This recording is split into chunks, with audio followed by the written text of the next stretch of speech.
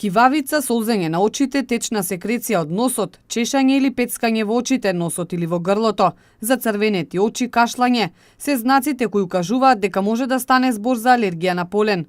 Најчесто се јавува напролет кога најмногу цветаат растенијата. Последната деценија се повеќе луѓе се соочуваат со овој проблем, а меѓу нив има и огромен број млади. Кај нас и во светот се поголем е бројот на алергиските реакции. Би сакала да апелирам како побрзо да се препознаат, за побрзо да се јават луѓето на лекар за да не дојде до последиците од алергиските реакции. Значи најголемиот проблем кај алергиските реакции се долно-респираторните заболувања од типот на астма и другите, а не горно респираторните, иако кај пациентот тоа создава еден дискомфорт, како што е, например, солзење, чешање на очите, потоа секреција од носот, чешање на носот, има еден карактеристичен со дланката нагоре, вака обично се чешаат тие пациенти, па ние ги препознаваме, значи исто така тој секрет што се слева од носот надолу, вистинскиот проблем го создава тој.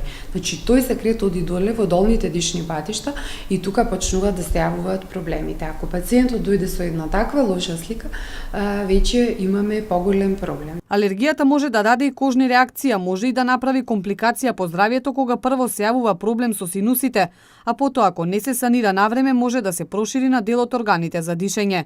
Доколку со алергијата се појават силни кашлици кои траат долго, кај пациентот може да се појави алергиска астма, па тоа мора да се провери кај специјалист. Последиците од самата една таква нетретирана состојба доведува до појава на астмата асоцирана со алергените, што се јавуваат кај одреден тип на пациенти.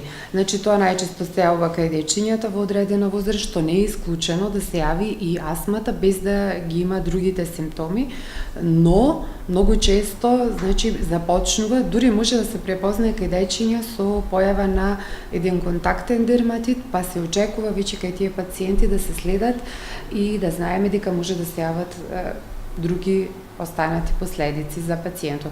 Значи, затоа, пак апелирам, најважно е да се носат малите дечиња, посебно бебињата, новороденчињата, на редовни прегледи. Симптомите на алергија може да се менуваат во зависност од концентрацијата на поленот во воздухот. Присутноста на поленот во воздухот е најголема наутро, додека во текот на денот со растењето на температурата се намалува. Алергените го напаѓаат ослабнатиот имунолошки систем. Затоа оние што се соочуваат со нив мора многу да внимаваат на имунитетот.